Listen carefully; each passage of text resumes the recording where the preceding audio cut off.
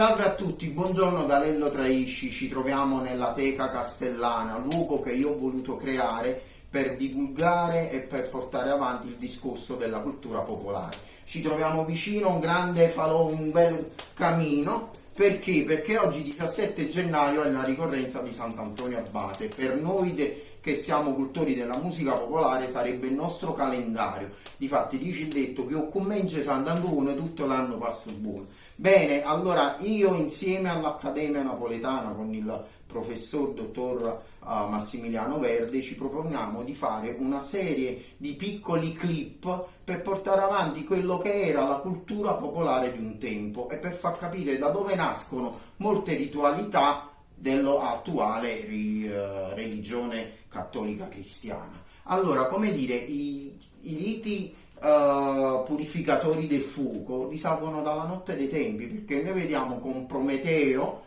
divinità greca, che già c'è la leggenda che andò a rubare il fuoco agli dei per poterlo dare agli uomini. Quindi già vediamo che c'è una sorta di deo buono che si preoccupa degli uomini, quindi gli vuole portare questo fuoco. Perché? Perché col fuoco si potevano forgiare le armi, gli attrezzi per lavorare la terra, l'agricoltura e tutte queste cose qua. Poi vediamo che ci sta anche un culto ancora più antico, indoeuropeo, la divinità Agnis, divinità Agnis, che altro non era che una divinità naturalistica, cioè quando appartiene più forse ai Celti, no? Che veneravano gli alberi, la natura, queste cose qua. Fino ad arrivare poi a Virgilio con l'Eneide, quando parla che Enea ruba il fuoco dagli dei per portarlo a Estia, no? La torcia sacra,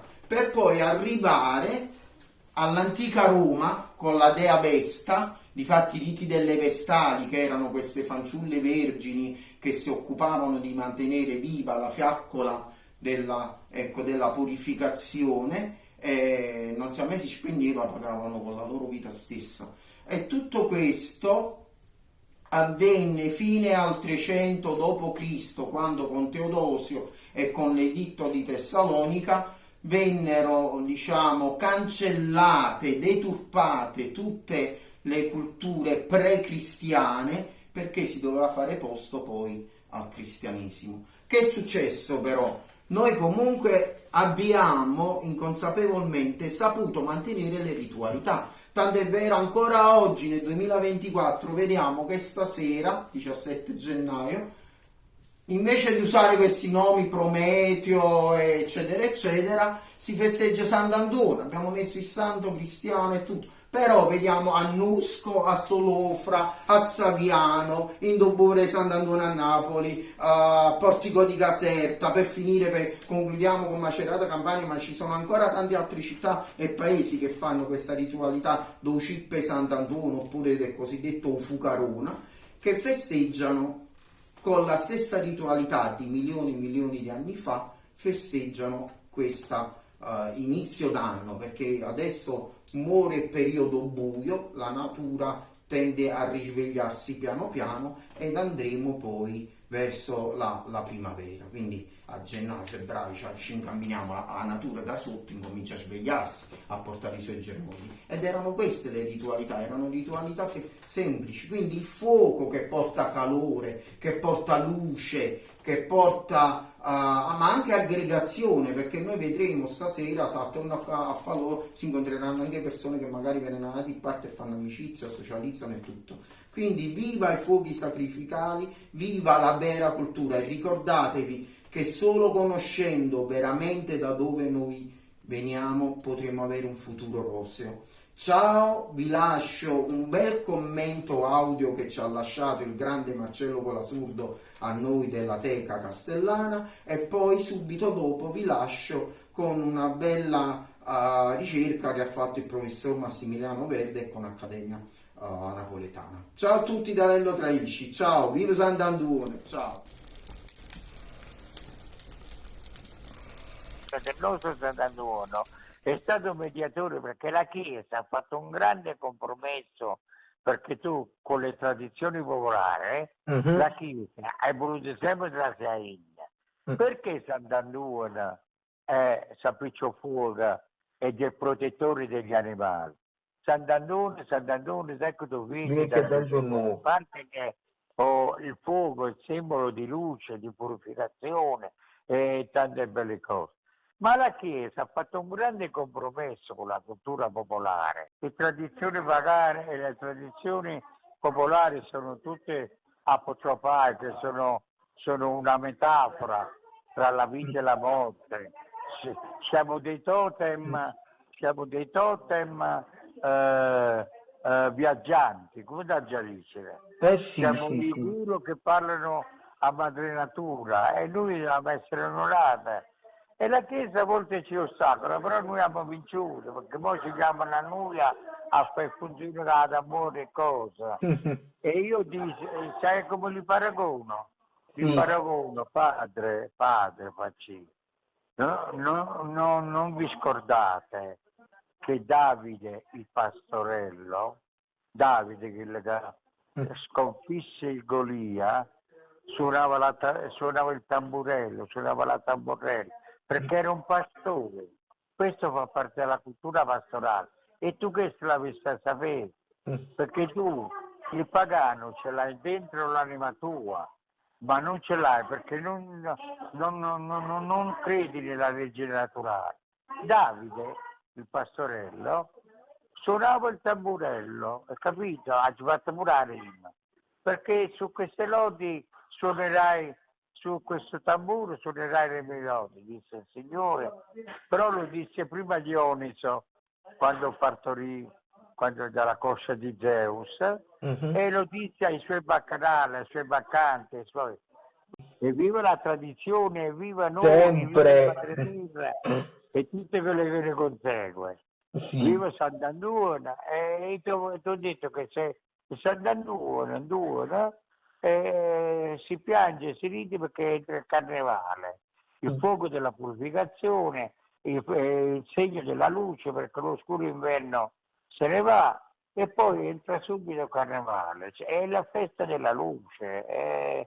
Il rito di Sant'Antuono, quindi il cosiddetto Cippi di Sant'Antuono, ovvero sia l'accensione diciamo dei falò, cosiddetti falò appunto, che avviene in sostanza ogni 17 gennaio di ogni anno, è sicuramente ha a che vedere con il ciclo della semina, del calendario anche lunare dei contadini, ma anche ovviamente rimonta a tradizioni antichissime, dove sacro e profano, mito precristiano e cattolico in effetti si fondono, anche per esempio nel cosiddetto rito della benedizione degli animali.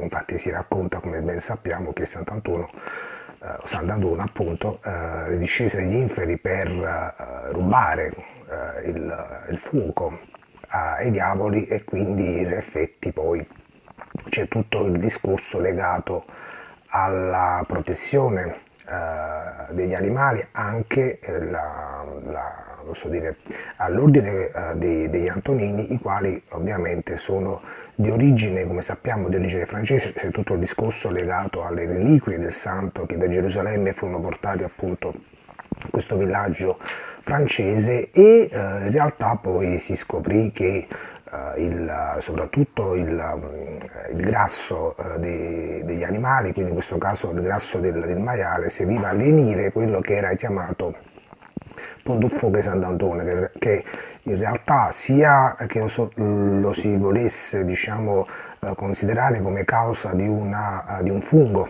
che era legato, diciamo, alla segala, sia che se lo volesse, diciamo, più direttamente appunto al fuoco sanatorio, cioè herpes zoster, in realtà aveva, diciamo, veramente dava dei dolori, dei bruciori, anche purtroppo delle infermità molto molto gravi. Per cui tutta questa tradizione, che è legata quindi anche alla lenizione, quindi a una sorta di atto taumaturgico di Sant'Antuono, quindi non è soltanto legato se mi passa il termine, al furto del fuoco per donarlo appunto ai all'umanità, ma anche appunto al sollievo dalle piaghe fisiche ovviamente di questi mali terreni, quindi anche una sorta di, posso dire, anche di benefica, diciamo, l'inizione farmacologica dei mali dell'umanità, non soltanto quelli morali, ecco la figura di Sant'Antonio. E infatti, quindi in ricorrenza appunto del 17 gennaio c'è questa, che fu in effetti addirittura voluto da diciamo questa sorta di imprimatur, diciamo, rispetto a questi riti cosiddetti cippi o cippe Sant'Antonio, che la serata che precede il 17 gennaio fu addirittura, diciamo, come avviene nella Macerata Campania o in altre località della Campania, appunto, fu voluta da Carlo di Borbone. Poi successivamente, quando sappiamo che Carlo di Borbone prese il trono di Spagna, poi è diventato Carlo III di Spagna, ma ricordiamo sempre che Carlo III con questo numerale non fu mai re di Napoli, anzi donò a Napoli e alle Sicilie, diciamo la Sicilia, l'autonomia dalle Spagne. Comunque, detto ciò, possiamo ricordare che proprio è come riportato dal catasto onciario di Macerata del 1754, appunto ci fu questo imprimato di questa festa e addirittura si leggevano i mestieri che si esercitavano in Macerata Campania. Infatti c'era tutto un discorso in realtà anche legato all'Università di Macerata. Sì, voi direte l'Università di Macerata, antichissima, anche questa appunto del XIII secolo, in cui per esempio l'anno contabile 1791-1792 vi è stanziata appunto la somma di 20 ducati necessari per le feste del Santo Protettore, sia San Martino appunto e per la festività di Sant'Antonio Abate. Ovviamente tutto ciò è tutto legato anche al discorso della morte di Carnevale, quindi alla fine dell'anno vecchio e soprattutto la semina e quindi la speranza e quindi il ciclo contadino legato appunto al risorgere diciamo del pane quotidiano, quindi attraverso il seme che si fa frutto, che si fa cereale, che si fa pane. Anche qui abbiamo un discorso anche molto legato all'eucaristica, se vogliamo. E però questi giochi che si facevano, appunto i giochi tradizionali, come il tiro alla fune, il palo di sapone, tutto era seguito appunto da un buon piatto, come si suol dire, di pasta all'est, cioè appunto praticamente pasta con le castagne secche. È quindi poi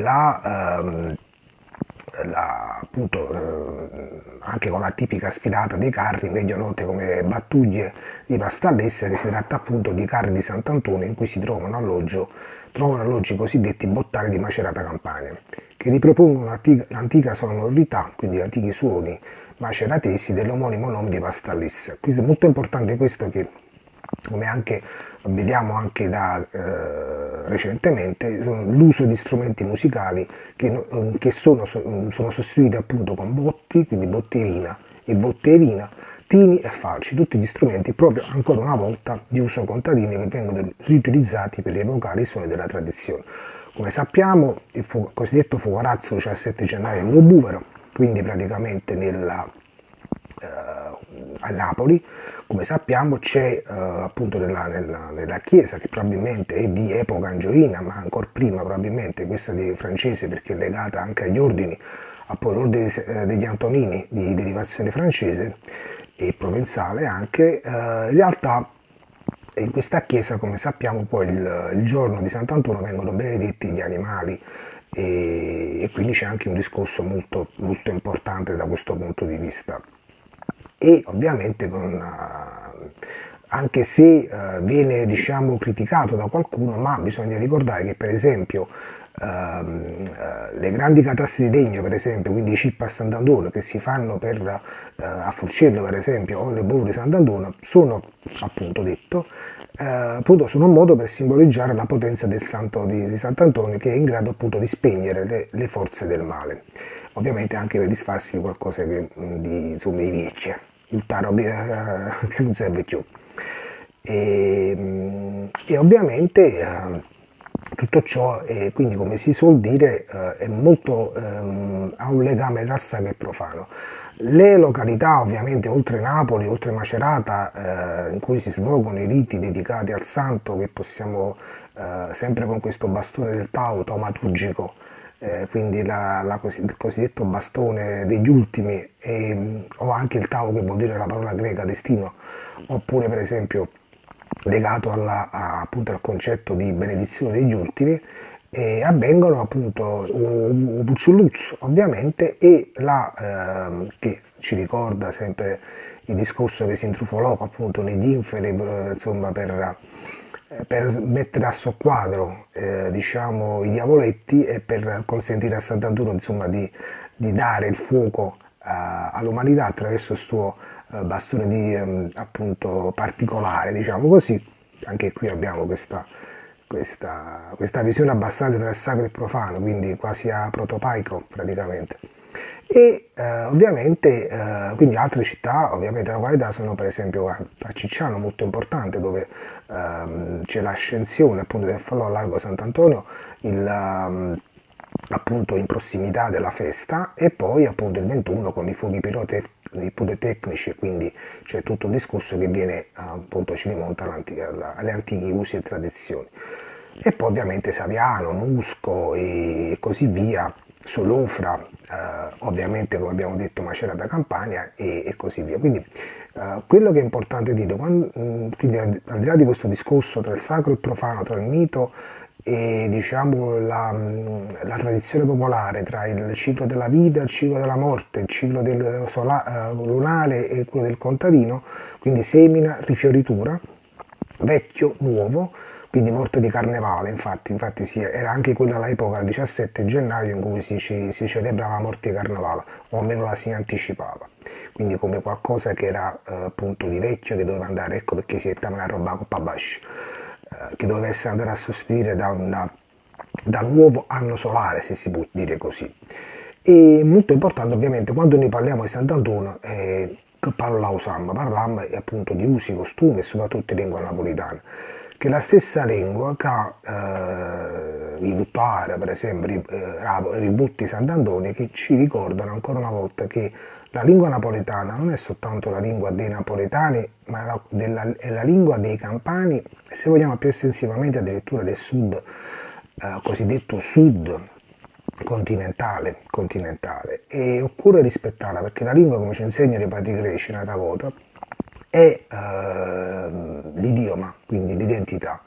Per cui, proprio per questo motivo, come Accademia Napoletana ci piace collaborare col maestro Leo Traesci, anche perché per difendere questo patrimonio di identità, di diritti, di cultura in capo ai nostri giovani, donne e bambini, e magari ecco, evitare che ci siano delle intromissioni da parte di organi, enti o associazioni anche che con questa lingua non devono niente a che fare. State buoni e, come diceva il maestro Renato De Falco, con tanta buona salute. Massimiliano Verde, presidente dell'Accademia Napoletana.